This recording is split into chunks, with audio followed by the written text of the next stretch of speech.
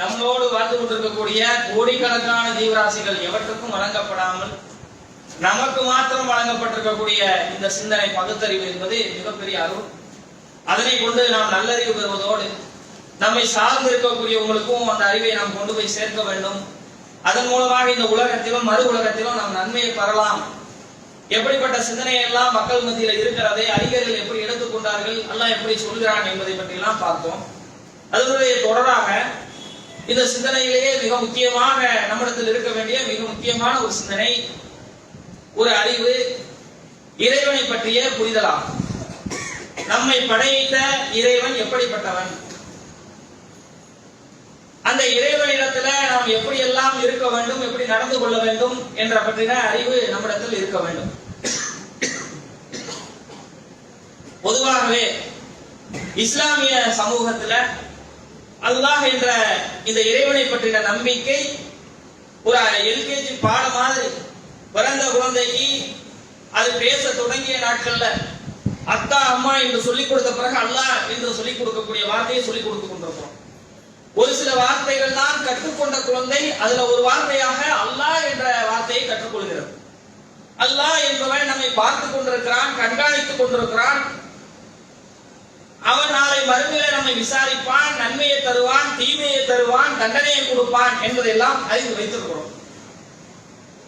அப்படி அறிந்து வைத்திருக்கக்கூடிய நம்மை பார்த்து அல்லாஹ் திருமறை குர்ஆன்ல சொல்றான், யா அய்யுஹல்லதீன ஆமனு, ஈமான் கொண்ட இறை நம்பிக்கையாளர்களே, இத்தகுல்லா, அல்லாஹ்வை பயந்து கொள்ளுங்கள். எல்லாத்துக்கும் நமக்கு தெரியும், நம்ம நம்பிக்கை கொண்ட மக்களாக இருக்கிறோம், அல்லாஹ்வை பயப்படுகிறோம். அந்த வசனத்துல அல்லாஹ் சொல்லும் பொழுது யா அய்யுஹல்லதீன ஆமனு, ஈமான் கொண்ட இறை நம்பிக்கையாளர்களே, மூமின்களே, இத்தகுல்லா, அல்லாஹ்வை பயந்து கொள்ளுங்கள், ஹக்கத்து காத்திஹி, பயப்படக்கூடிய விதத்துல பயந்து கொள்ளுங்கள். யாரை பார்த்து அல்லாஹ் சொல்றான்? நம்மை பார்த்து சொல்றான். இறை நம்பிக்கை கொண்ட அல்லாஹ்வை நம்பக்கூடிய மக்களை பார்த்து அல்லாஹ் சொல்றான், அல்லாஹ்வை பயந்து கொள்ளுங்கள், அல்லாஹ்வை பயப்படக்கூடிய விதத்துல எப்படி பயப்படணுமோ அப்படி பயந்து கொள்ளுங்கள், அஞ்சிக் கொள்ளுங்கள். வலா தமூதுன இல்லா வன்தும் முஸ்லிமூன், முஸ்லிம்களாக தவிர நீங்கள் மரணித்து விடாதீங்க. நீங்க முஸ்லிம்களாக மரணிக்க வேண்டும், இறை நம்பிக்கையாளராக மரணிக்க வேண்டும் என்றால் அல்லாஹ்வுடைய பயம் இருக்க வேண்டும். அந்த பயம் எப்படி இருக்க வேண்டுமோ அப்படி முறைப்படி இருக்க வேண்டும். அப்ப நம்மை பார்த்து தான் அல்லாஹ் சொல்றான், அல்லாஹ்வை பற்றிய நம்பிக்கை நம்மிடத்தில் இருக்கு, பயம் இருக்கிறது, ஆனால் முறைப்படி இருக்கிறதா, அது சரியாக இருக்கிறதா என்று சிந்தித்து பார்க்க கடமைப்பட்டிருக்கிறோம். இறைவன் தூதராக நபிகள் நாயகத்தை நியமித்த பிறகு, தேர்வு செய்த பிறகு, நபிகள் நாயகத்திற்கு முதலாவது வசனமாக அல்லாஹ் இறக்கி இருக்கிறான். அது நம்ம எல்லாரும் அறிந்து வைத்திருக்கிறோம். இக்ர, படிப்பீராக, ஓதுவீராக. பிஸ்மி ரப்புக்கல்லதீ ஹலக், படைத்த உமது இறைவன் பெயரால் ஓதுவீராக, படிப்பீராக. எல்லா முஸ்லிம்களுக்கும் தெரியும், நபிகள் நாயகம் ஹிரா குகையில் இருக்கும் பொழுது முதலாக ஜிப்ரீல் அலைஹிஸ்ஸலாம் வந்து நபியாக அல்லாஹ் தேர்வு செய்து விட்டார் என்று சொல்லி முதலாவது வகை செய்தியாக அல்லாஹ்விடத்தில் இருந்து சொல்லப்பட்ட இறக்கப்பட்ட வசனம் இக்ர, படிப்பீராக. பிஸ்மி ரப்புக்கல்லதீ ஹலக், படைத்த உமது இறைவன் பெயரால். எல்லா இடங்களிலும் இது பேசப்படுது. படிப்பு, கல்வி குறித்து பேசக்கூடிய இடங்கள்ல இந்த வசனம் குறித்து பேசப்படுது. ஆனா அதுல மிக முக்கியமாக கவனிக்கக்கூடிய விஷயம் என்னவென்றால், படிங்க, நபிகள் நாயகத்திற்கு எப்படி அல்லாஹ் சொல்றான், படிங்க, ஓதுங்க, தெரிந்து கொள்ளுங்கள். படைத்தானே உங்களை இறைவன், அந்த இறைவனை பற்றி படியுங்க.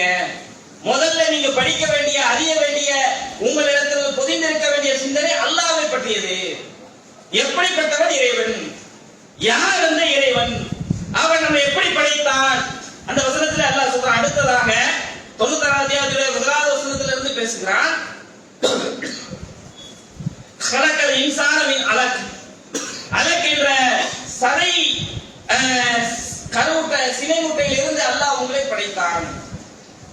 அலக் என்ற ஒரு நிலையில ஒட்டி கொண்டிருக்கக்கூடிய ஒரு சதை பிண்டமாக இருக்கிற ஒரு நிலையிலிருந்து உங்களை படைத்தான். அந்த இறைவனை பற்றி நீங்கள் அறிந்து கொள்ளுங்கள், படியுங்க. மனித படைப்பை பற்றி அல்லாஹ் சொல்றான். உங்களை எப்படி படைத்தோம்? இன்றைக்கு 40, 50, 60 கிலோ, 70 கிலோ, 80 கிலோ இருக்கக்கூடிய மக்களாக இருக்கனால தரகாத்திரமா இருக்கிறோம். ஆனா நம்முடைய மூலம் எப்படி இருந்தது? ஒரு காலகட்டத்தில் ஒன்றுமே இல்லாத ஒரு சதை பிண்டமாக, சின்ன ஒரு சதை கட்டியாக நீங்கள் இருந்தீங்க.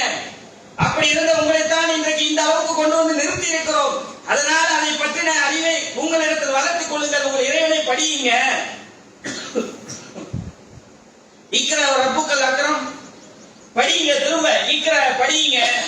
உமது இறைவன் கண்ணியமானவன். எதை படிக்க வேண்டும்? உங்க ரப்ப இருக்கிற பார்த்தீங்களா, அவன் கண்ணியமானவன். அவனை பற்றி படியுங்க. அல்லது அல்லமல் கலம், அவன்தான் உங்களுக்கு எழுதுகோலை கொண்டு கற்றுத்தந்தான். நீங்கள் அறியாததை எல்லாம் மனிதனுக்கு அவன்தான் கற்றுத்தந்தான். இதையெல்லாம் படித்து பாருங்க. நல்லா சொல்றான். முதல் வகை செய்தி நபிகள் நாயகத்துக்கு வந்த செய்தி எப்படி என்றால், இறைவனை பற்றி படிங்க. அவன் தான் உங்களை படைச்சான். ஒண்ணுமே இல்லாத ஒரு சதை பிண்டமாக இருக்கும் பொழுது அதை வைத்து உங்களை படைத்தான். அந்த இறைவனை பற்றி நீங்கள் படியுங்க. அவன் தான் உங்களுக்கு அறிவை கொடுத்தான், எழுதக்கூடிய ஆற்றலை கொடுத்தான், படிக்கக்கூடிய அறிவை கொடுத்தான், கற்றுக்கொள்ளக்கூடிய ஆற்றலை கொடுத்தான். எனவே அந்த இறைவனை பற்றி படியுங்க, சிந்தியுங்க. எப்படிப்பட்டவன் அல்ல? உலகத்துல கடவுள்களை பற்றிய நம்பிக்கை எப்படி இருக்கிறது? நீங்க எந்த மதத்தை சார்ந்தவங்க இருந்தாலும் எடுத்துக்கொள்ளுங்க, எல்லாத்துக்கும் கடவுள் நம்பிக்கை வச்சிருப்பாங்க. அந்த மதத்தில் இருக்கக்கூடிய சிலர் வேணா கடவுள் நம்பிக்கை வெளியே சொல்லிட்டு இருக்கலாம். பெரும்பான்மையாக எந்த மதம் எந்த சித்தாந்தமாக இருந்தாலும் ஒரு கடவுள் நம்பிக்கை இருக்கும். அவங்க வழிபடக்கூடிய கடவுள் எப்படிப்பட்டவராக காட்சி அளிப்பாங்க, எப்படி மக்களிடத்தில் சொல்லுவாங்கன்னா, ரொம்ப கொடூரமானவர், பயங்கரமானவன். கடவுளை பார்த்தாவே நமக்கு பயம் வர வேண்டும். அப்படி நாக்கெல்லாம் வெளியே தூங்கி கண்ணெல்லாம் வெளியே வந்து 10 கை வச்சுக்கிட்டு விகாரமாக பயங்கரமாக, அப்பதான் மனிதன் பயப்படுவான் அப்படின்ற யதார்த்தத்தை வைத்து சொல்றாங்க. கடவுள்னா பயங்கரமா இருப்பான், அடக்கி ஆளக்கூடியவனாக இருப்பான், உங்கள் மீது ஆதிக்கம் செலுத்தக்கூடியவனாக இருப்பான், உங்களை பயங்கரமாக தண்டிக்கக்கூடியவனாக இருப்பான், அவரிடத்தில் நீங்கள் தப்பிக்க முடியாது. இப்படித்தான் கடவுளை பற்றி சொல்லுவாங்க.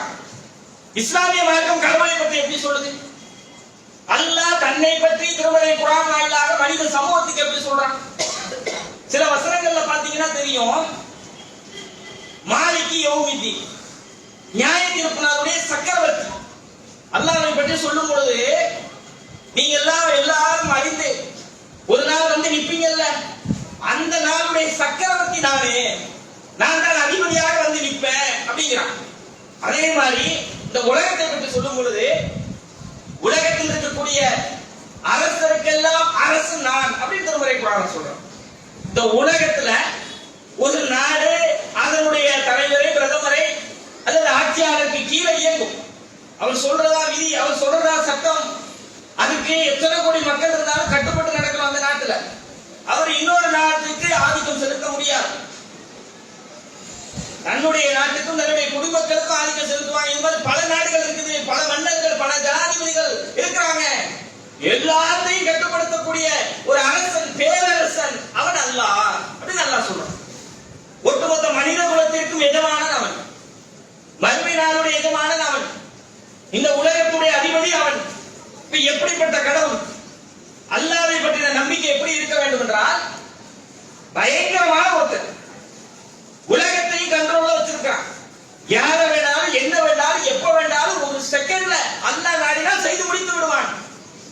ஊர் அழிக்கணுமா அழிச்சிடுவான், நாட்டை அழிக்கணுமா அழிச்சிடுவான். நாட்டுடைய அதிபரை, ஜனாதிபதியை, பிரதமரை அழிக்க வேண்டும்னா ஒரு செகண்ட் குல் அப்படின்னு சொன்னா உடனே ஆகிடும், உடனே களமடித்து விடும். அவ்வளவு சர்வ வல்லமை வைத்திருக்கிறார். மறுமை நாள்ல கோடிக்கணக்கான மக்கள் வந்து நிற்கக்கூடிய சபையில யாரும் யாருக்கும் எதிராக எந்த வார்த்தையும் பேச முடியாத நாள்ல எல்லாத்தையும் கட்டுப்படுத்தக்கூடிய ஒரு மிகப்பெரிய சர்வாதிகாரியாக நிற்கிறான். அந்த அல்லாஹ் எப்படி இருக்க வேண்டும்? உலகத்துல பார்வையில ஒரு மனிதனை கட்டுப்படுத்த வேண்டும் என்றால், அதை கட்டுப்படுத்தக்கூடிய இடத்தில் இருக்கக்கூடிய கடவுள் விகாரமாக, பயங்கரமாக, கடுமையானதாக இருக்க வேண்டும் நினைக்கிறாங்க. இந்த உலகத்தையும் மறு உலகத்தையும் கட்டுப்படுத்தக்கூடிய, தன்னுடைய கைக்கு அடக்கி வைத்திருக்கக்கூடிய அல்லாஹ் எவ்வளவு கடுமையானவனாக இருக்க வேண்டும், எவ்வளவு பயங்கரமானவனாக இருக்க வேண்டும், எவ்வளவு விகாரமானவனாக இருக்க வேண்டும். அது அல்லாஹ்வை பற்றின புரிதல் எப்படி இந்த மார்க்கம் நமக்கு சொல்லித் தருகிறது? நபிகள் நாயகம் சொல்றாங்க, அல்லாஹ் அழகானவன், அழகே விரும்புறான். ஆடை அணிகலன்களை நல்லா போடணும், ட்ரெஸ் நல்லா அழகா போட்டுக்கலாமா என்று சகாபாக்கள் கேட்கும் பொழுது, தோழர்கள் கேட்கும் போது ரசூலுல்லாஹ் சொல்றாங்க, உங்களுடைய இறைவன் ரொம்ப அழகானவனப்பா, விகாரமா, கொடூரமா, பயங்கரமா இருக்க மாட்டான், பார்ப்பதற்கு கண்ணு கொள்ளாது,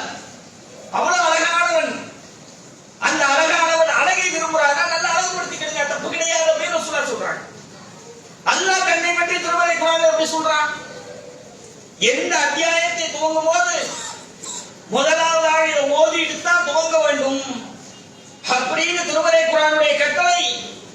பிஸ்மில்லாஹிர் ரஹ்மானிர் ரஹீம். அளவற்ற அல்லாஹ் நிகரில்லாத பேரன்பிற்குரியவன் அல்லாஹ்வின் பெயரால் துவங்குகிறேன். சூரத்துல் ஃபாத்திஹா இல்லாமல் தொழுகை இல்லை என்று ரசூலுல்லாஹ் சொல்றாங்க. எந்த தொழுகை நீங்கள் தொழ வேண்டும் என்றால் சூரத்துல் ஃபாத்திஹா ஓத வேண்டும். ஒவ்வொரு நாளும் நாம் தொழக்கூடிய 5 நேர தொழுகையிலும் சூரத்துல் ஃபாத்திஹா ஓதப்படுது. முதலாவது வசனம் அல்ஹம்துலில்லாஹி ரப்பில் ஆலமீன் அர் ரஹ்மானிர் ரஹீம்.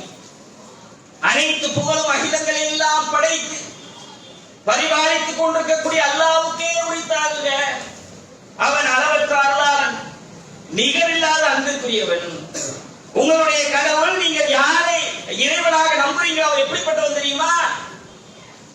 அன்லிமிட்டடா உங்கள் மீது அன்பு செலுத்தக்கூடியவர். உங்களுடைய தாய், உங்களுடைய தந்தை உங்க மேல எவ்வளவு அன்பு வைத்திருப்பாங்க. சின்ன குழந்தைகளை உங்களை வளர்த்தெடுக்கும் பொழுது நீங்க பெத்த குழந்தை மேல எவ்வளவு அன்பு வைத்திருக்கிறீங்களோ அதை விட கற்பனை செய்து பார்க்க முடியாத உங்கள் மீது அன்பு வைத்திருக்கக்கூடிய உங்களுடைய கடவுள், உங்களுடைய இறைவன் அல்லாஹ். அவனே சொல்றான் அர் ரஹ்மான், உங்கள் இறைவன் ரஹ்மான், அளவற்ற அல்லாஹ். ரஹீம், நிகரில்லாத அன்பிற்குரியவன், உங்கள் மீது அளவு கடந்த அளவுக்கு அருள் செய்யக்கூடியவன். அதை நம்ம கண் கூட பார்க்கிறோமா இல்லையா? எத்தனை நேரங்கள் அல்லாஹ்வுக்கு நன்றியிட்டு போயிருக்கிறோம். இறைவன் சொன்ன கட்டளைகள் தொழுகையை கூட நிறைவேற்றாமல் இருக்கிறோம். பல தருணங்கள்ல இறைவனுக்கு நன்றியிட்டு தான் இருக்கிறோம். எல்லாருடைய நெஞ்சில கை வைத்தால் அதான் நிலை. இதை பார்த்த உடனே அல்லாஹ் என்ன செஞ்சிருக்கணும்? அட, உனக்கு எவ்வளவு கொடுத்திருக்கிறேன், இந்த நிமிஷம் நீ வாழணும்னா உனக்கு உணவு, தண்ணி எல்லாத்தையும் கொடுத்திருக்கிறேன், இப்படி நன்றியிட்டு போயிருக்கேன். அடுத்த நிமிஷம் அவரை தண்டிச்சிருக்கணும்ல. கடுமையானவனாக பயங்கரமானவனாக இருந்திருந்தா என்ன பண்ணி இருக்க வேண்டும்? அடுத்த நிமிடம் அழிச்சு நம்மளை நாசமாக்கி இருக்கணும். ஆனா அல்லாஹ் விடுறான். திரும்ப அவன் பாவமன்னிப்பு தேடுவான் நம்மள்ட்ட. ஒரு தடவை ஒரு தப்பை செஞ்சுட்டு அல்லாஹ்ட்ட கையேந்திரம், இறைவா என்னை மன்னிச்சு, இறைவா தெரியாம செஞ்சுட்டேன், இவன் செய்ய மாட்டேன், எல்லாம் மன்னிச்சு விட்டுறான். திரும்ப ஒரு வாரம் கழிச்சு அதே தப்பு செய்யறோம், மறுபடியும் அல்லாஹ்விடத்துல கையேந்தி துவா செய்யறோம், அல்லாஹ் மன்னிக்கிறான். திரும்ப ஒரு வாரம் கழிச்சு அதே தப்பு செய்யறோம், அப்படியே அல்லாஹ் மன்னிக்க தயாரா இருக்கு. யாருனாலப்பா முடியும்? நம்மளால முடியுமா? மனைவி ஒரு தவறு செய்து விட்டார், கண்டிக்கிறத செய்யாத, இந்த காரியத்தை செய்யாத, பாக்கெட்ல இருந்து ஒரு 100 ரூபாய் எடுத்துட்டார் சொல்லாம. முதல் நாள் கண்டிக்கிறோம், எவ்வளவு வச்சிருக்கிறேன் அதை வச்சு ஒரு ப்ரோக்ராம் வச்சிருப்பேன், இன்னைக்கு தேவைக்கு இருக்கிறது, எடுக்கும் போது சொல்லிட்டு இருக்கு, இப்படி செய்யாதீங்கன்னு சொல்றோம், கண்டிச்சுட்டு போயிடுறோம். ஒரு வாரம் கழிச்சு அதே மாதிரி எடுக்கப்படுது, திரும்ப கோபத்துல கண்டிக்கிறோம், 3வது தடவை நடக்குது. விடுவோமா? குழந்தைகள் ஒரே தவறை நாம் கண்டிச்சு திட்டி அடிச்ச பிறகு அதையே செய்தார், எவ்வளவு கோபம் வருது நமக்கு. ஆனா ரப்பல் ஆலமீனுக்கு எவ்வளவு கோபம் வர வேண்டும். ஆனா மன்னிக்கிறான் அப்பாவை. அதே என்னுடைய அடியார் அப்படிப்பட்டவன் தான், பாவங்கள் செய்யக்கூடியவன், பாவத்தை உணர்ந்த இடத்தில் கையேந்தினா போதும். எப்படிப்பட்ட கடவுளுங்க! அல்லாஹ்வை பற்றி படிக்கும் பொழுது நம்ம கற்பனை கேட்டாத அளவுக்கு இருக்கு. யாரு எப்படி முடியுது? இத நம்மளால முடியல, நம்ம கற்பனைக்கு முடியல. எப்படி அல்லாஹ் இவ்வளவு தாங்கி எப்படி மன்னிச்சு இந்த மக்களுக்கு அருள் செய்து கொண்டே இருக்கிற அளவுக்கு, அதுதான் அல்லாஹ். அல்லாஹ்வை பற்றிய நம்பிக்கை எப்படி இருக்க வேண்டும்? நான் நம்பக்கூடிய இறைவன் என்னை நேசிக்கக்கூடியவன். ஆட்டோமேட்டிக் அல்லாஹ் மேல புரிதல் நமக்கு, பாசம் வந்துருங்க. குடும்பத்துல நம்ம அம்மா நம்மளை நல்லா பார்த்துக்குவாங்க, நல்லா நேசிப்பாங்க, நல்லா வளர்க்குறாங்க, பார்த்துக்கிட்டாங்க, அவங்க மேல ஒரு தனி பாசம் இருக்குங்க நமக்கு. யாரு நம்மளை பிடிக்கலையோ, நம்ம கண்டா வெறுக்கிறாங்களோ அவங்க மேல நமக்கு கோபம் வரும், அவங்க மேல நமக்கு பாசம் இருக்காது. பொதுவாகவே நம்ம மேல யார் அக்கறை காட்டுறாங்களோ, அன்பு செலுத்துறாங்களோ, பாசமா இருக்கிறாங்களோ அவங்க மேல நமக்கு ஆட்டோமேட்டிக்கா ஒரு நல்ல அபிப்பிராயம், அன்பு ஆட்டோமேட்டிக்கா வந்துடும். நம்ம மேல அன்பு செலுத்துறாங்க, நம்ம அவங்களுக்கு பதிலுக்கு செய்யணும். ஒரு உதவி செஞ்சா கூட அவங்களுக்கு திரும்ப நம்மளால செய்த உதவிக்கு ஏதாவது செய்ய முடிஞ்சா செஞ்சிடணும் அப்படின்னு நினைக்கிறோம்ல.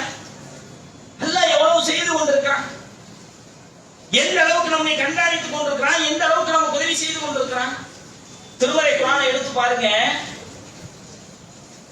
2வது அத்தியாயத்துடைய 195வது வசனத்தில் அல்லாஹ் சொல்றான், இன்னல்லாஹு யுஹிப்புல் முஹ்சினீன். யாரெல்லாம் அல்லாஹ்வை நம்பி நல்லது செய்து கொண்டிருக்கிறார்களோ அவங்களை அல்லாஹ் விரும்புறான், அல்லாஹ் நேசிக்கிறான். அல்லாஹ் நம்ம நேசிப்பதா சொல்றாங்க. நீங்க நல்ல காரியங்கள் செஞ்சா போதும், உங்களை அல்லாஹ் நேசிக்கிறான். 2வது அத்தியாயத்துடைய 222வது வசனத்தில் அல்லாஹ் சொல்றான், இன்னல்லாஹ யுஹிப்புல் தவ்வாபீன். பாவம் செய்துவிட்டு பாவ மன்னிப்பு கேட்டு அல்லாஹ்வின் புறத்துல திரும்பக்கூடியவர்களை அல்லாஹ் நான் நேசிக்கிறேனப்பா. செஞ்சிட்டியா பாவம், தப்பு செஞ்சிட்டியா, ரப்பல் ஆலமீன் இடத்துல திரும்ப வந்து இறைவா என்னை மன்னிச்சுட்டு தெரியாம செஞ்சுட்டேன், உன்னை தவிர எனக்கு யாருமே கிடையாது, நீதான் மன்னிக்க வேண்டும் என்று தன்னுடைய இறைவனிடத்தில் கையேந்தி வந்து நிக்கிறீங்க பார்த்தீங்களா? உலகத்துல யாருமே மன்னிக்க மாட்டாங்க.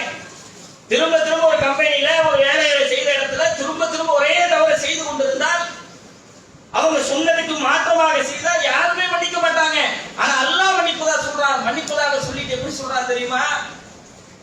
நீங்க அல்லாஹ்விடத்துல பாவ மன்னிப்பு கேட்டு அவனிடத்தில் திரும்பினா உங்களை மன்னிப்பது மாத்திரம் இல்ல, அல்லாஹ்வுக்கு உங்களை ரொம்ப பிடிக்கும், அல்லாஹ் உங்களை நேசிக்கிறான். எப்படிப்பட்ட வார்த்தையப்பா! ஒரு கம்பெனியில வேலை செஞ்சுக்கிட்டு இருக்கிறோம், ஒரு பீஸை கொடுக்குறாங்க, தப்பா தச்சுட்டோம். அடுத்த வாரம் தெரிஞ்சு நம்ம அடுத்து தப்பா செய்ய மாட்டேங்க, மறுபடியும் அதே பிரச்சனை வருது, தப்பா தச்சோம், மிஸ்டேக் ஆயிருச்சு, வெட்டும் போது தப்பா வெட்டியாரோ ஓனர் பிடிச்சி காய்ச்சி காய்ச்சி திட்டுறாரு. தெரியாம செஞ்சுட்டப்பா, இனிமே செய்ய மாட்டேங்கன்னா ரொம்ப பிடிக்கும்பா அப்படின்னு சொல்லுவாரா? அதே போன தடவை சொன்னா அதே தப்ப செஞ்சு மறுபடியும் செஞ்சு வந்துட்டு அடுத்து திருத்திக்கிறேன்னு சொல்றேன், உனக்கு வேற இல்ல வேற பக்கம் போ, எவ்வளவு நஷ்டத்தை தாங்கிக்கிறதுன்னு சொல்லுவாங்கல்ல. ஆனா அல்லாஹ் எப்படி சொல்றான்? திரும்ப அல்லாஹ் இடத்துல வந்துட்டியா, உன்னை பிடிக்கும்பா, எனக்கு உன்னை பிடிச்சிருச்சு, உன்னையே நான் தண்டிக்க போறேன், உனக்கு ஏன் கஷ்டத்தை கொடுக்க போறேன், உன்னையே சித்திரவதைப்படுத்த போறேன். நமக்கு பிடிச்ச ஒரு ஆளை சித்திரவதைப்படுத்துவோமா, கொடுமைப்படுத்துவோமா? நபிகள் நாயகம் அழகாக ஒரு தருணத்துல சொல்லி காட்டுறாங்க. ஒரு போர்க்களத்துல போர்க்களம் முடித்து ஓய்வு எடுத்துக் கொண்டிருக்கக்கூடிய நேரத்துல ஒரு தாய் தன்னுடைய குழந்தையை காணலைன்னு தேடுறாங்க. ஒரு 2 வயசுக்குள்ள உள்ள குழந்தை போர்க்களத்துல அந்த பக்கத்துல எங்க மிஸ் ஆயிடுச்சு. அங்க இங்கன்னு ஓடுறாங்க, தேடுறாங்க. ரசூலுல்லாஹ் சொல்றாங்க, போய் பாருங்கப்பா, இங்க குழந்தை இருக்கான்னு தேடி எடுத்துட்டு வாங்க. சகாபாக்கள் போய் தேடி ஒரு குழந்தையை கொண்டு வந்து கொடுக்குறாங்க. கொடுத்த உடனே அந்த தாய் போர்க்களத்துல மிஸ் ஆகி கீழே வந்தா குதிரையுடைய காலில் மிதிப்பட்டு செத்துருக்கலாம், வால்ல வெட்டுப்பட்டு செத்துருக்கலாம். குழந்தை திரும்ப கிடைக்காத இந்த பரிதவித்துக் கொண்டிருக்கக்கூடிய ஒரு அம்மாவுக்கு குழந்தையை கண்ணு முன்னாடி கொண்டு வந்து கொடுத்தா எப்படி இருக்கும்? அப்படியே வாங்கி வாங்கி அணைச்சுக்கிறாங்க சந்தோஷத்துல. அப்படியே கொண்டு போய் மறைவாக கொண்டு போய் அதுக்கு பால் ஊட்டிட்டு வர்றாங்க, உணவு கொடுத்துட்டு வர்றாங்க. ரொம்ப நேரம் ஆச்சு, குழந்தை பட்டியா இருந்திருக்கணும். இதெல்லாம் முடிந்த பிறகு சகாபாக்கள் பார்த்து ரசூலுல்லாஹ் சொல்றாங்க, இந்த அம்மாவை அந்த குழந்தையை தூக்கி தீயில போடுன்னு சொன்னா செய்வாங்களா சொல்லுங்க அப்படின்னு கேட்கிறாங்க. சகாபாக்கள் எப்படி ரசூலுல்லாஹ் செய்வாங்க? காணாம போன குழந்தை போயிட்டு போதுன்னு கூட நம்ம நினைக்கல, அழுகுறாங்க, ஓடுறாங்க, துயரப்படுறாங்க. இந்த அம்மா இப்படி கண்ணு முன்னாடி தன்னுடைய குழந்தையை போய் நெருப்புல போடும் இல்ல செய்ய மாட்டாங்க, ஒருபோதும் செய்ய மாட்டாங்க சொல்றாங்க. சொன்ன உடனே நபிகள் நாயகம் சொல்றாங்க, இதை விட அடியார்கள் மீது அன்பு செலுத்தக்கூடியவன் அல்ல, அடியார்கள் மீது இரக்கம் காட்டக்கூடியவன் அல்ல. உங்களை கொண்டு போய் நரக நெருப்புல போட்டு நீங்க துடிப்பதையும் புலம்புவதையும் கஷ்டப்படுவதையும் வேதனைப்படுவதையும் பார்த்து ரசிக்கக்கூடியவன் அல்ல. இல்ல, அவனுக்கு அப்படி ஒரு எண்ணமே கிடையாது. உங்களை சித்திரவதைப்படுத்தக்கூடிய அளவிற்கு அல்லாஹ் கொடூரமானவன் கிடையாது. அவன் எப்படி எப்பா உங்களை தூக்கி நரகத்துல போடுவான், அவ்வளவு அன்பு செலுத்துறான். இந்த அம்மா தன்னுடைய குழந்தையை நெருப்புல தூக்கி போட முடியாது என்றால், இதை விட பல 100 மடங்கு அன்பு செலுத்தக்கூடிய ரப்புல் ஆலமீன் ஏன் உங்களை தூக்கி நரக நெருப்புல போட்டு கஷ்டப்படுத்தணும்? அவனுக்கு விருப்பமா கிடையாது, அவன் செய்ய மாட்டான். நீதான் அப்பா, நீதான் கேட்கவே மாட்டேங்கிற, நரகத்துல போய் விழுந்தே தீர்வேன், கொல்லிக்கிட்டே போய் சாவேன்னு நீதான் போற. அல்லாஹ் வேணா எத்தனை மன்னிப்பு கொடுக்குறான் அவனுக்கு, எப்ப கையேந்தினாலும் மன்னிக்க தயாராக இருக்கிறான். அப்படிப்பட்ட கடவுளுங்க. நீங்க எந்த இதிகாசங்கள் புராணங்களை எடுத்து பாருங்க, கடவுளை பத்தி வஞ்சனை செய்ய கொண்டான் அப்படின்னு வச்சிருப்பாங்க கடவுளை. ஒரு கடவுள் ஜின்னோனை கொல்லும் பொழுது நல்லவனை கொல்வதற்கு ஒரு வஞ்சகம் செய்து கொன்றான் இப்படிலாம் வச்சிருப்பாங்க வரலாற்றுல. ரப்பல் ஆலமீன் அப்படிப்பட்டவன் கிடையாது. பாவம் செய்து நரகத்திற்கென்றே தயாராகி போய் கொண்டிருக்கக்கூடிய ஒருத்தன் அதையெல்லாம் விட்டு அல்லாஹ்விடத்தில் தௌபா செய்து மீண்டு வந்தால் மன்னித்தவனை சொர்க்கத்துக்கு அனுப்பக்கூடியவன். நபிகள் நாயகம் சொல்றாங்க, இன்னும் அல்லாஹ் உலகத்தில் இருக்கக்கூடிய அன்பை 100 மடங்காக இருக்கிறான். 100 பங்கா பிரிக்கிறான். அதுல ஒரு பங்கை மாத்திரம் தான் எடுத்து உலகத்திற்குரிய அனைத்து ஜீவராசிக்கும் கொடுக்கிறான். மீறி 99 மடங்கு அன்பை தன்னிடத்தில் வைத்து விட்டான். அது எனக்குரியது. 1% மட்டும் கொடுத்துருக்கான். யாரு கொடுத்திருக்கிறான்? மனிதனுக்கு மாத்திரம் இல்ல, பறவைகள், விலங்குகள், மரம், செடி, கொடி எல்லாத்துக்கும் கொடுத்துட்டான். அந்த 1% அன்பை. 99 அல்லாஹ்விடத்தில் இருக்கிறது பாசம். இந்த 1% எவ்வளவு வேலை செய்யுதுன்னு ரசூலுல்லாஹ் சொல்றாங்க. ஒரு தாய் பறவை தன்னுடைய குஞ்சு பறவைக்காக கூட்டுல விட்டுட்டு, அதனால எந்திரிச்சு பறக்க முடியாது, கூட்டுல விட்டுட்டு காலை நேரத்துல கிளம்பி போய் காடு மேடெல்லாம் பிரித்து அதற்கு தேவையான உணவை சாப்பிட்டு விட்டு தன்னுடைய தொண்டை பகுதியில உணவை சேகரித்து வைத்து மாலை நேரம் வீட்டுக்கு வந்து கூட்டுக்கு வந்து தன்னுடைய குஞ்சுக்கு குருவிக்கு வாயிலிருந்து கக்கி எடுத்து அந்த உணவை ஊட்டி விடுது பாருங்க. இது அல்லாஹ் அந்த கொடுத்த 1% அன்பில் உள்ளது.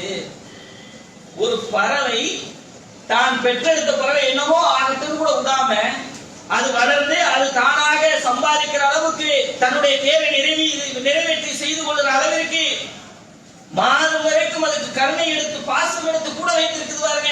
அல்லாஹ் கொடுத்திருக்கக்கூடிய 1% அன்பில் உள்ளது அப்படின்னு ரசூலுல்லாஹ் சொல்றாங்க.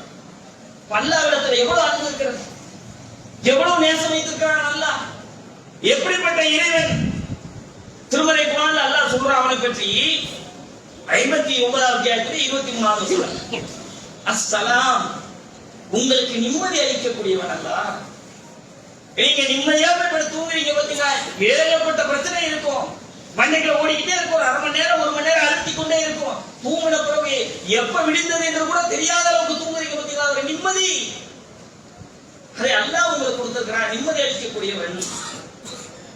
அல் முஃமின், அடைக்கலம் தருபவன், கண்காணிப்பவன், மிகைத்தவன், ஆதிக்கம் செலுத்தக்கூடியவன், பெருமைக்குரியவன். இப்படி எல்லாம் தன்னை பற்றி அவன் சொல்லிவிட்டு அடுத்ததாக சொல்றான், அவர்கள் எதையெல்லாம் அல்லாஹ்வாக கற்பனை செய்து கொண்டு கடவுளாக கற்பனை செய்து கொண்டு இணை வைத்துக் கொண்டிருக்கிறாங்களோ அதையெல்லாம் விட்டு தூய்மையான வளர்ப்பாங்க. சுப்ஹானல்லாஹ். நாம் நம்பி இருக்கக்கூடிய, நாம் வணங்கக்கூடிய இறைவன் நமக்கு அருள் செய்யக்கூடியவன், நம் மீது அன்பு செலுத்தக்கூடியவன், நமக்கு நிம்மதி அளிக்கக்கூடியவன், வாழ்வாதாரத்தை கொடுக்கக்கூடியவன், அடைக்கலம் தரக்கூடியவன். இப்படி பாருங்க, நம்ம வாழ்றதுக்கு நமக்குள்ள ஏகப்பட்ட ப்ரோக்ராம் வச்சிருக்காங்க. உடம்புக்குள்ள ஏகப்பட்ட ஸ்பேர் பார்ட்ஸ், அதெல்லாம் அது வேலையை செஞ்சுக்கிட்டு நம்மளை இயக்கி கொண்டிருக்கிறது ஒரு புறத்துல. இன்னொரு புறத்துல அதை சுற்றி வெளியே ஏகப்பட்ட ப்ரோக்ராம், உணவுல இருந்து நீர்ல இருந்து ஏகப்பட்டதை வச்சிருக்காங்க. அது மாத்திரம் இல்லாமல் மனிதர்களை பொறுத்த வரைக்கும் ஆய்வாளர்கள் சொல்லுவாங்க, மனிதன் என்பவன் ஒரு சமூக பிராணி அப்படிம்பாங்க. ஒரு சமூக பிராணி, ஒரு பிராணி எப்படி வாழுதோ அது மாதிரி மனிதன் சமூக பிராணி. சமூகமா தான் வாழ முடியும், தனிநபரா ஒரு ஆளால வாழவே முடியாது. மனிதனை பொறுத்த வரைக்கும் அவங்களுக்கு குடும்பம் வேணும், நண்பர்கள் வேண்டும், உறவினர்கள் வேண்டும், தொழில் செய்வதற்கு முதலாளிகள் வேண்டும், தொழிலாளிகள் வேண்டும். இப்படி எல்லாம் இருந்தாதான் மனிதனால வாழ முடியும். ஒரே ஒரு மனுஷன் எதுவுமே இல்லாம அவனால வாழவே முடியாது. சமூக பிராணி அறிவியல சொல்லுவாங்க. சமூக பிராணியாக மனிதன் வாழ்றான் பாத்தீங்களா. நம்ம வாழ வேண்டும் என்றால் நம்மை சுற்றி நிறைய பேர் இருக்கிறாங்க. இந்த நிறைய பேர் நமக்காக ஏதாவது வகையில உதவி செய்து கொண்டிருப்பாங்க. உணவை ஒருத்தங்க தயார் செஞ்சுட்டு இருப்பாங்க, தண்ணியை ஒரு குளத்துல தயார் செஞ்சுட்டு இருப்பாங்க, மின்சாரத்தை ஒரு இடத்துல தயாரித்து கொண்டு அது நமக்கு வந்து சேரும். அது கரெக்டா இயங்கணும்னா அதுக்கென்று சில பேர் இருக்காங்க. நிறைய இருக்குதா. இதெல்லாம் யாருப்பா ப்ரோக்ராம் பண்ணது? இதெல்லாம் ஒரு செட்டப் யார் செய்தது? அல்லாஹ். அல்லாஹ் தான் நமக்கான அனைத்து ஏற்பாடுகளையும் செய்து வைத்திருக்கிறான். இன்னும் சொல்ல போனால் யாருன்னே தெரியாத ஒரு பெண்ணை மனம் முடிச்சு கூட்டிட்டு வரோம் மனைவி. நம்ம தாய் தந்தை நம்மை பெற்றாங்க, சின்ன வயசுல இருந்து வளர்த்தாங்க, அவங்களுக்கு நமக்கு ஒரு பிணைப்பு இருக்கும், ஒரு பாசம் இருக்கும். கூட பிறந்தவங்க கூட நம்மளோட சமகாலத்துல இருந்து வளர்ந்திருப்பாங்க, குறிப்பிட்ட நாள் வரைக்கும் ஒரு பிணைப்பு பாசம் இருக்கும். யாருன்னே தெரியாத ஒரு பெண்ணை கட்டி கூட்டிட்டு வரோம். ஒரு பெண்ணுக்கு ஒரு ஆணை திருமணம் முடித்து வைக்கிறோம். 2 பேருக்கும் இடையில எந்த தொடர்பும் இருந்திருக்காது அது வரைக்கும். திருமணமாகி வீட்டுக்குள்ள வந்த உடனே 2 பேருக்கு மத்தியில ஒரு பிணைப்பை எல்லாம் ஏற்படுத்துறான். எல்லாருக்கும் வீட்டுல சண்டை சச்சரவு, குடும்பத்துல பிரச்சனை எல்லாமே இருக்கும். நபிகள் நாயகம் குடும்பத்துக்கு கூட இருந்தது. அது அப்படித்தான் இருக்கும். அப்படி இருந்தாதான் குடும்பம் போகும். அதையும் தாண்டி நீங்க சிந்தித்து பாருங்க, என்னுடைய மனைவிக்கு எனக்கு என்னெல்லாம் செய்திருக்கிறார், எவ்வளவு எனக்காக கஷ்டப்படுறார், எவ்வளவு உழைக்கிறார். நான் இங்க இருந்து சும்மா முடிச்சு வீட்டுல போனா, இன்றைக்கு நோம்பு மாசம், நோம்பு அல்லாத நாட்கள போனா வீட்டுல உணவு தயாரா இருக்கும், சமைச்சு வச்சிருப்பாங்க. வேலைக்கு வெளியே போயிட்டு வந்தேன்னா எனக்கு உணவு வீட்டுல இருக்கும். இஃப்தாருக்கு போனா அதுக்குண்டான ஏற்பாடுகள் இருக்கும். எனக்காக செய்து கொண்ட முடியாம படுத்துதான் பாத்துக்கிறாங்கன்னா. ஒரு சகோதரர் கூட சொல்லி காட்டினாரு,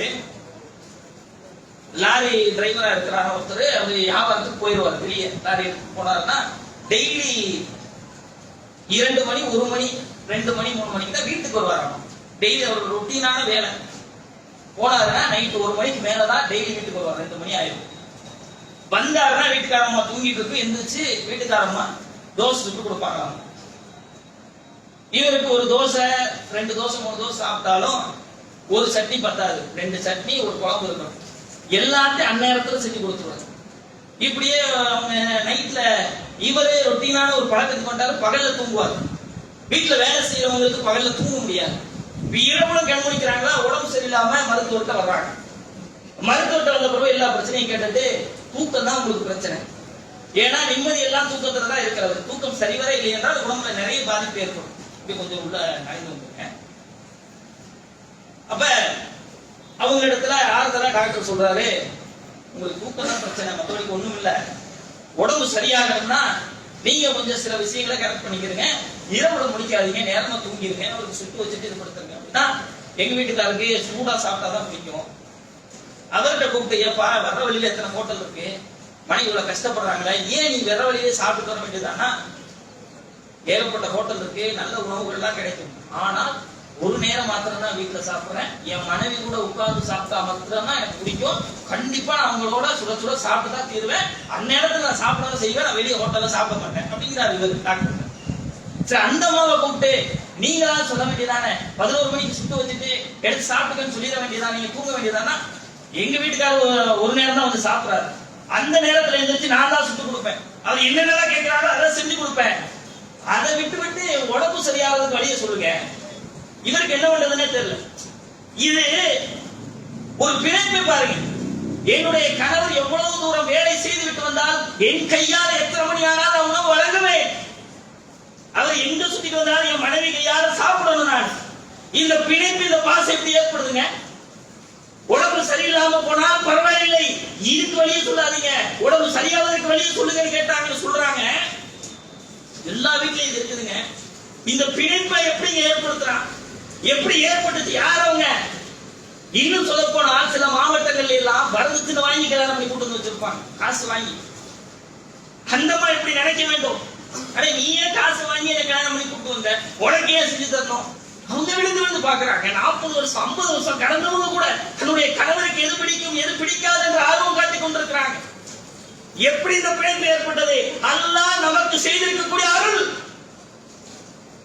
உன்னை தனியா விடக்கூடாது, உனக்கு எல்லா வகையிலும் நான் உதவி செய்வேன். அந்த அல்லாஹ்விடத்தில் நம்ம எப்படி இருக்க வேண்டும்? எப்படிப்பட்ட ரப்பல் ஆலமீன் அவன் எவ்வளவு அருள் செய்து கொண்டிருக்கிறான்.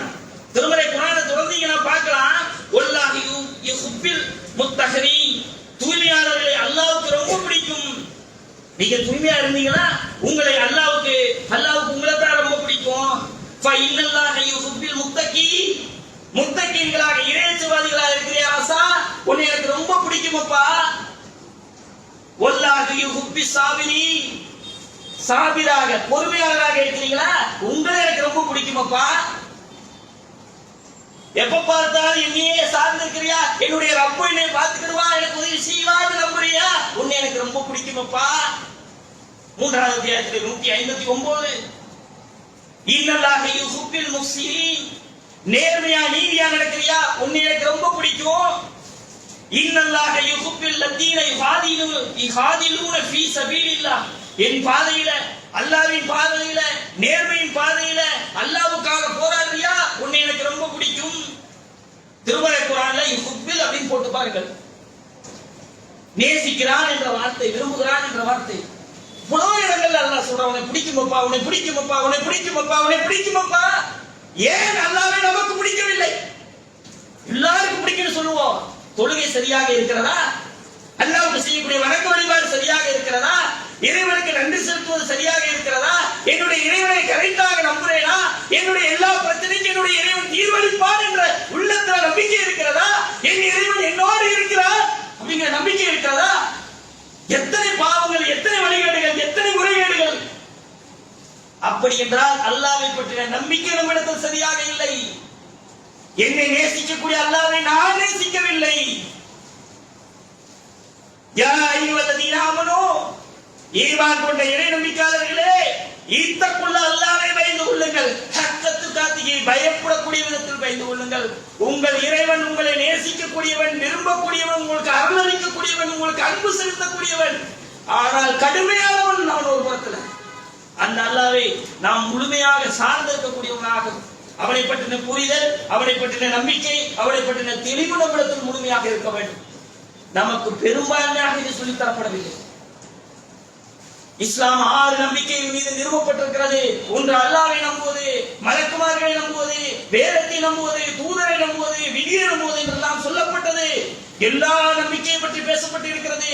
அல்லாஹ் எப்படிப்பட்டவன், பயங்கரமானவன் என்று ஒரு புறத்தில் பாடம் எடுக்கப்பட்டிருக்கிறது.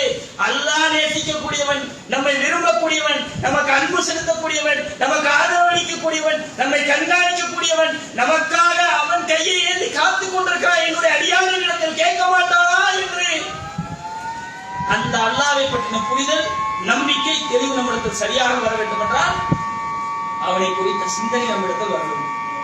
அல்லாஹ்வை குறித்த சிந்தனை, என்னெல்லாம் என் ரப்பு எனக்கு செஞ்சிருக்கிறான், என்னெல்லாம் அல்லாஹ் எனக்கு செய்திருக்கிறான், இந்த ரப்புக்கு நான் என்ன செய்திருக்கிறேன், இந்த சிந்தனை நம்மை பக்குவப்படுத்தும். கதா அஃப்லஹல், யார் தன்னைத்தானே சுய பரிசோதனை செய்து திருத்திக் கொள்றாங்களோ அவங்க வெற்றி பெற்று விடுவார்கள் என்று அல்லாஹ் திருமறை குர்ஆன்ல சொல்றான். அப்படிப்பட்ட சுய பரிசோதனை செய்து நம்முடைய வாழ்வை வளமையாக்கி திருத்தி இறைவனை சார்ந்து அல்லாஹ் அன்பாளவனை, அந்த அன்பாளவனை சரியாக புரிந்து அவன் புறத்தில் மீளக்கூடிய மக்களாக மாற வேண்டும். அதற்கான ஒரு நல்ல வாய்ப்பை வல்லறிவு நாம் அனைவருக்கும் வாய்ப்பு தருவான் என்ற கருத்தை என்னுடைய முதல் முயற்சி. அன்பிற்கினிய சகோதரர்களே, இந்த வாரத்துடைய 2 அறிவிப்புகள் சொல்லியிருக்கிறாங்க. இந்த வாரத்துடைய ஜும்மா வசூல், இமாமுடைய சம்பளம், இன்னும் பிற செலவினங்கள்லாம் இருக்குது. அதெல்லாம் உங்களுக்கு தெரியும். நம்ம இப்படி தொழுகிறோம், நன்மைகளை சம்பாதிக்கிறோம், இத்தனை பேர் தொழுவதற்கு காரணமாக இந்த பள்ளி இருக்கிறது என்றால் ரெண்டாவதுனா இதுமான பொருளாதாரம் தேவை. குறையால தான் கொடுக்க முடியாது. உங்கள்கிட்ட வார வாரம் வசூல் செய்யறாங்க, மாதத்தில் வசூல் செய்யறாங்க. இந்த மாதம் இமாமுடைய சம்பளத்துக்கு நிறைய பற்றாக்குறை இருக்கிறது. அதனால் அதிகமான அளவுக்கு ஜும்மாவுடைய வசூலை நீங்கள் தாராளமாக வழக்கமாக கேட்டுக்கொள்கிறோம். அது மாதிரி ஒரு நாளுடைய இஃப்தாருடைய செலவு 4000 ரூபாய் ஆகுது. கஞ்சி, இந்த மாதிரி இஃப்தாருடைய செலவு அதுவும் பற்றாக்குறையில தான் இருக்கிறது. அதுக்கு பொறுப்பேற்றக்கூடிய சகோதரர்கள் பொறுப்பேற்றுக்கிறவங்க, அதுக்கு தனியாக கொடுக்கக்கூடியவங்க, நிர்வாகிகள் இருப்பாங்க.